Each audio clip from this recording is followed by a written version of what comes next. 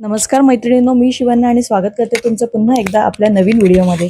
मैत्रिणींनो, मुख्यमंत्री माझी लाडकी बहीण योजना जुलै 2026 मधील ही संपूर्ण माहिती मी तुम्हाला आज सांगणार आहे। तर आजच्या या व्हिडिओमध्ये आपण मुख्यमंत्री लाडकी बहीण योजनेबद्दल सविस्तर माहिती जाणून घेणार आहोत। गेल्या काही दिवसांपासून सोशल मीडियावर आणि योजनेबाबत अनेक प्रकारच्या बातम्या, मेसेजेस आणि व्हिडिओ व्हायरल होत आहेत।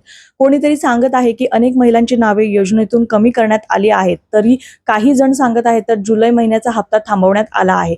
काही ठिकाणी तर वेगवेगळ्या रकमेबद्दलची चर्चा देखील सुरू आहे। म्हणूनच आजच्या या व्हिडिओमध्ये आपण फक्त सर्वसाधारण आणि विश्वासार्ह माहिती समजून घेणार आहोत, जेणेकरून कोणत्याही अफवांवर विश्वास ठेवण्याची गरज पडणार नाही। सर्वप्रथम आपण समजून घेऊया की मुख्यमंत्री माझी लाडकी बहीण योजना सुरू करण्यामागचा उद्देश काय आहे। मैत्रिणींनो, या योजनेचा मुख्य उद्देश म्हणजे महिलांना आर्थिक आधार देणे, त्यांच्या दैनंदिन गरजा पूर्ण करण्यासाठी मदत करणे आणि त्यांना आर्थिकदृष्ट्या अधिक सक्षम बनवणे। या योजनेमुळे लाखो महिलांना दरमहा आर्थिक मदत सुद्धा मिळत आहे आणि अनेक कुटुंबांना त्याचा फायदा देखील होत आहे। आता सगळ्यात महत्त्वाचा प्रश्न म्हणजे जुलै महिन्याचा हप्ता कधी मिळणार।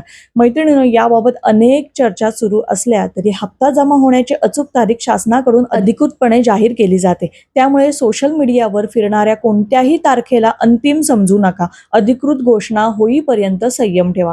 आता अनेक महिलांच्या मनात दुसरा प्रश्न आहे की काही महिलांची नावे योजनेतून का कमी झाली आहेत।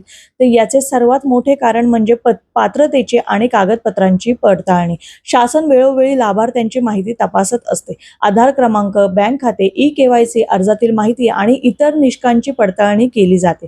जर एखाद्या अर्जामध्ये माहिती चुकीची असेल, आवश्यक कागदपत्रे अपूर्ण असतील किंवा संबंधित महिला योजनेच्या नियमांमध्ये बसत नसेल तर तिचे नाव यादीतून वगळले जाऊ शकते। याचा अर्थ प्रत्येकाचे नाव कमी होणार असा अजिबातच नाही। ज्या महिलांची सर्व माहिती योग्य आहे आणि ज्या पात्र आहेत त्यांना घाबरण्याची गरज नाही। आता तुम्ही कोणत्या गोष्टी नक्की तपासून घ्यायला हवेत ते पाहू। सर्वप्रथम तुमचे आधार कार्ड आणि बँक खाते एकमेकांशी लिंक आहे का ते तपासा। दुसरे म्हणजे ई-केवायसी पूर्ण आहे का ते तपासा। तिसरे म्हणजे अर्जामध्ये नाव, जन्मतारीख, मोबाईल नंबर आणि बँकेची माहिती योग्य आहे का ते तपासून पहा। चौथे म्हणजे बँक खाते सक्रिय आहे का ते तपासा आणि अनेक वेळा निष्क्रिय खात्यात पैसे जमा होण्यास अडचणी येऊ शकतात। पाचवे म्हणजे मोबाईल नंबर सुरू ठेवा, कारण अनेक वेळा बँकेकडून किंवा शासनाकडून संदेश येतात। आणखी एक महत्त्वाची गोष्ट म्हणजे सोशल मीडियावर अनेक लोक तुमचा हप्ता अडकला आहे, 500 रुपये देऊन काम करून देतो, या लिंकवर क्लिक करा, अशा प्रकारचे मेसेजेस पाठवतात। अशा कोणत्याही व्यक्तीवर विश्वास ठेवू नका। तुमचा आधार क्रमांक, OTP, बँकेचा पिन किंवा पासवर्ड कोणालाही सांगू नका। तसेच कोणत्याही YouTube व्हिडिओमध्ये उद्याच पैसे येणार आहे, सर्वांना अतिरिक्त पैसे मिळणार, नवीन फॉर्म भरल्याशिवाय पैसे मिळणार नाहीत असे दावे केले जात असतील तर ते अधिकृत घोषणेशी जुळतात का ते आधी तपासून बघा। सरकारी योजनांमध्ये वेळोवेळी बदल होऊ शकतात, त्यामुळे नेहमी शासनाच्या अधिकृत सूचना आणि स्थानिक प्रशासनाकडून मिळणाऱ्या माहितीलाच प्राधान्य द्या। जर तुम्हाला खात्यामध्ये अजून पैसे आले नसतील तर घाबरू नका। अनेक वेळा बँक प्रक्रियेमुळे किंवा पडताळणीमुळे पैसे जमा होण्याचे काही दिवस सुद्धा लागू शकतात। तुमची पात्रता किंवा कागदपत्रे योग्य असतील तर पुढील प्रक्रियेनुसार तुम्हाला लाभ मिळू शकतो।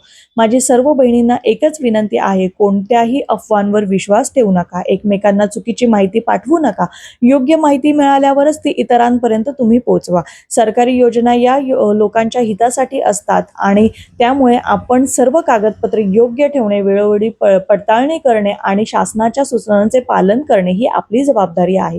मैत्रिणींनो, आजच्या या व्हिडिओमधून आपण जुलै महिन्याच्या हप्त्याबाबत, लाभार्थी पडताळणी, ई-केवायसीचे महत्त्व आणि कागदपत्रांची अचूकता आणि अफवांपासून दूर राहण्याबाबत माहिती घेतली आहे। योजनेबाबत अधिकृतपणे नवीन निर्णय, हप्त्याची तारीख किंवा शासनाचे नवीन अपडेट जाहीर झाल्यास त्याची माहिती मी तुमच्यापर्यंत लवकरच पोहोचवेल।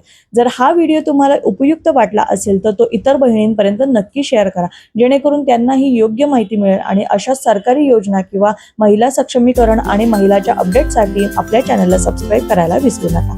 धन्यवाद।